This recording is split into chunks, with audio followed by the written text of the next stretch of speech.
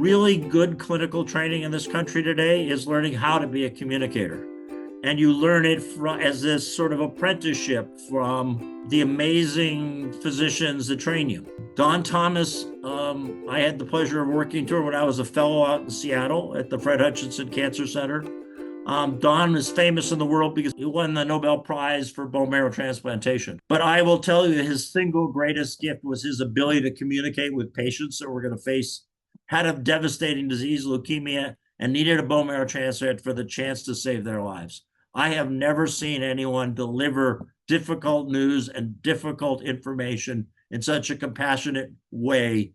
to make it possible for patients to go through the rigors of bone marrow transplantation. Now, I think one of the real advantages of being a physician scientist is that in helping patients and their families come to grips with the disease, you learn to put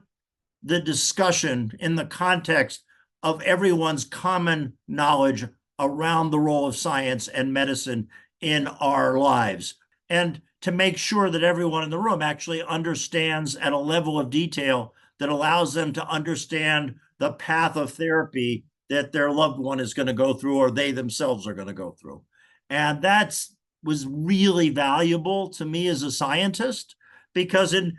simplifying the language about how we talk about disease so that everyone in the room could understand, I realized that simplification led to things that weren't actually quite true. And that meant we didn't really understand enough about the disease. And we needed to actually go back and ask these fundamental questions and re-explore them so that we could give an even better and more satisfactory answer, not only to the patient facing the disease and frightened for their lives, but actually a scientific basis for the rationale of the treatments that we were delivering.